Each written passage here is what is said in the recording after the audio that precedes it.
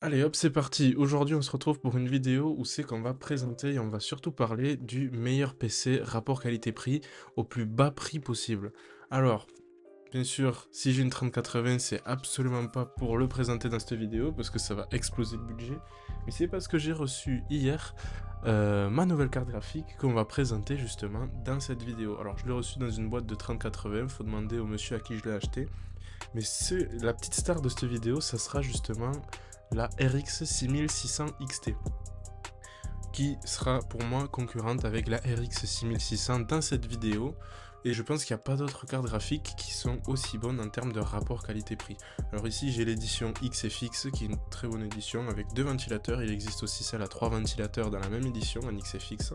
Mais ici je l'ai acheté sur un total de 250 € sur le bon coin, en très très bon état. Franchement, quand je l'ai reçue, j'ai presque cru qu'elle était neuve.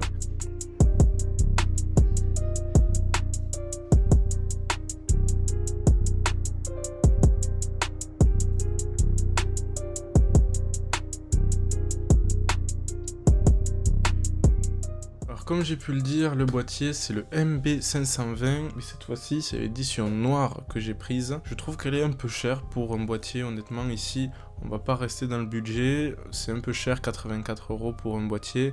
Si jamais vraiment c'est cette édition qui vous plaît le plus, c'est ce modèle là, je vous conseillerais plus le modèle RGB puisque vous aurez quand même un petit peu plus de couleurs, une vitre qui n'est pas teintée. Ici malheureusement la vitre est teintée et c'est beaucoup moins bien en termes de lumière parce que dès que vous aurez du RGB à l'intérieur, ce sera toujours un peu moins lumineux puisque vous aurez de la vitre teintée qui va mettre justement, qui va flouter justement un peu tout cet effet que vous aurez de lumière. Ici c'est un très bon boîtier, je crache absolument pas sur le MB520, mais je pense qu'il vaut mieux partir sur le Deepcool CC560, pardon, puisqu'il est beaucoup mieux en termes de rapport qualité-prix.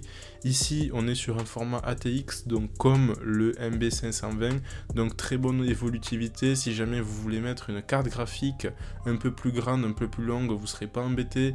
Pareil pour la carte mère, si vous voulez partir sur du ATX, ici on est sur du micro ATX, donc vraiment si vous voulez partir sur du ATX, il n'y a pas de souci. Ensuite, si vous êtes comme moi, j'adore les tout petits boîtiers, bien blancs, bien jolis, donc je vous conseillerais plus le Xigmatech. Pardon. Ici, il est beaucoup plus intéressant puisqu'il a 47 €, vraiment très bon boîtier, pareil, très bon airflow, 2 ventilateurs en façade, avec un ventilateur en extraction à l'arrière, tout ça RGB, exactement comme celui-ci, que j'ai oublié de le dire, aussi 3 ventilateurs en façade. Donc à vous de voir, de faire votre choix, est-ce que vous voulez mettre l'argent dans le boîtier ou pas. Ensuite, pour la carte mère, je vais ici présenter la A520M DS3H. Alors ici on est sur le site Galaxus, mais il y a aussi, si vous voulez la sécurité Amazon, je vous ai quand même mis celle qui est sur Amazon. Elle est un peu plus chère. Donc pourquoi je présente celle-ci? Parce que honnêtement, la B550, elle tourne autour des 100 € à peu près. Et la B450, alors ça dépend, pas tous. Je fais pas une généralité, mais les B450 ne sont pas AMD Ryzen 5000 Ready. Ici, la A520M, elle est ready pour les AMD Ryzen 5000. Donc vous aurez juste à faire du plug and play. Pas de match du BIOS, pas de flash du BIOS, etc., etc. Ensuite, on va parler du fameux processeur. Je vais plus vous présenter le Ryzen 5 5500. C'est une petite bombe, honnêtement. Il est vachement puissant pour son tarif, il n'y a pas à dire. En plus de ça, il est en promo. Alors, le seul point faible que je peux lui trouver, c'est qu'il exploite pas plus que le PCI Express 3.0. Donc si jamais votre carte graphique est du 4.0, si jamais votre carte mère prend le 4.0, si jamais votre SSD c'est du PCI Express 4.0, etc., vous aurez une mini perte puisque c'est avec le Ryzen 5000 qui va brider tout simplement au PCI Express 3.0. Pour ne pas avoir cette bride, je vous conseillerais plus ici le Ryzen 5 5600. Pourquoi? Parce qu'ici, il prend le PCI Express 4.0, comme c'est dit ici, il sera toujours meilleur parce qu'on est quand même avec une plus haute fréquence. Ensuite, le refroidissement ici, il est optionnel en fait, parce que moi c'est celui que j'ai ici, c'est le Pure Rock 2, il est vachement bien. Honnêtement, vous pourrez super bien refroidir tous vos processeurs. Moi j'ai un 5600X sur mon PC principal, c'était mon ancien Ventirad, je n'ai jamais chauffé avec le 5600X qui est connu pour quand même assez carburer. pour avoir des très hautes fréquences. Donc honnêtement, si jamais vous avez peur de chauffer, si jamais vous voulez être plus rassuré avec un ventirad qui bombarde, dirigez-vous vers le Be Quiet Pure Rod. Cependant, si jamais je peux vous conseiller pour toujours le meilleur rapport qualité-prix, c'est de garder le ventirad d'origine et d'économiser pour dans le futur justement vous acheter le refroidissement qui vous plaira. Ensuite, pour le kit RAM et SSD. Alors ici, c'est pas ce que j'ai mis dans mon PC. Honnêtement, le SSD, c'est un SSD qui me traînait de chez Samsung, et la RAM, c'est une RAM qui me traînait, c'est une Corsair Vengeance RGB Pro de 16 Go. Alors je sais, pour les puristes, vous allez me taper sur les doigts, 16 Go de mémoire unifiée, c'est pas bon, il vaut mieux partir sur du 2x8. Partez plus sur du 16 Go de RAM au minimum. Franchement, ne restez pas sur 8 Go de RAM. C'est franchement, 8 Go de RAM, ça fait trop peu pour du jeu. Si jamais vous faites tourner Discord ou Spotify en même temps que vous jouez, que vous allez sur un jeu un peu gourmand, comme les Assassin's Creed, etc., 8 Go de RAM, ça ne suffira jamais pour vous pour jouer.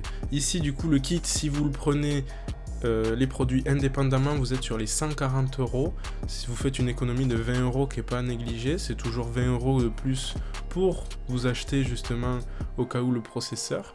Ensuite, on va partir sur la pièce maîtresse, la carte graphique. Pourquoi la pièce maîtresse? Parce que franchement, on s'en fout, nous les gamers, ce qu'on aime, c'est bouffer des cartes graphiques. Donc là, c'est le plus important. La RX 6600 est une très bonne carte graphique, si ce n'est la meilleure carte graphique rapport qualité-prix du marché. Que ce soit chez Nvidia, vous ne trouverez rien qui soit dans les tarifs similaires pour les mêmes performances que la RX 6600 peut fournir.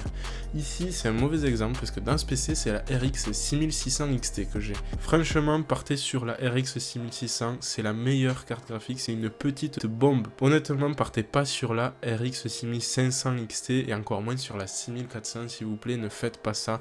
Ce sont des cartes graphiques qui sont là pour faire joli. Mais même encore, je vous encouragerai 2 fois plus à acheter une PS4 sur le bon coin que de mettre une 6500 XT sur votre PC. Ça fera tourner quelques jeux, il n'y a pas de souci là-dessus, vous pourrez jouer à Fortnite, à Rocket League, etc. On a certes une différence de quasiment 100 €, si je dis pas de bêtises, elle est à 180, la RX 6500 XT. Mais honnêtement, économisez s'il vous plaît et ne prenez pas la 6500 XT. Ensuite, l'alimentation. Pourquoi est-ce que cette alimentation est très intéressante? Parce que c'est une 80 plus bronze semi-modulaire de Thermaltake. Et pourquoi est-ce que je vous dis que ça vaut le coup? Parce que la 650 watts est au même prix, si ce n'est moins cher de quelques centimes que la 550 watts. Donc ici, avec le PC qu'on a, une 550 suffirait. La 650, ça vous fait un confort, une évolutivité pas immense, mais ça peut vous permettre de mettre une 6700 XT franchement confortablement, parce que ça va pas vous bouffer plus de 650 watts, une 6700 XT. Donc une 6700, pas une 6700 XT. Si vous avez une 6700 XT, il va falloir commencer un petit peu à envisager la 750 watts. Enfin, en dessous de la 6700 XT, franchement, vous n'avez pas de souci, vous pouvez rester sur du 650 watts. Et on va faire maintenant un test sur 3 jeux différents. Et on va voir si justement ces jeux...